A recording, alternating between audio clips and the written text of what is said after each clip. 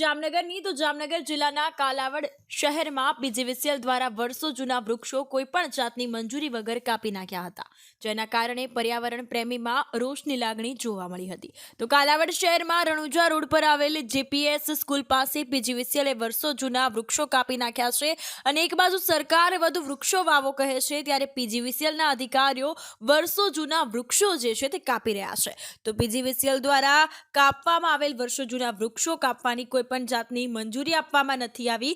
તો પીજીવીસીએલ દ્વારા વર્ષો જૂના વૃક્ષ કાપવાની મંજૂરી કોને આપી અને કોના કહેવાથી વૃક્ષો કાપ્યા, અનેક પ્રકારના સવાલો જે છે તે સેવાઈ રહ્યા છે. આ ઉપરાંત વાત કરવામાં આવે તો ફોરેસ્ટ વિભાગ દ્વારા પીજીવીસીએલ પર પગલાં લેવામાં આવે તેવી પર્યાવરણ પ્રેમીઓની માંગ ઉઠવા પામી છે.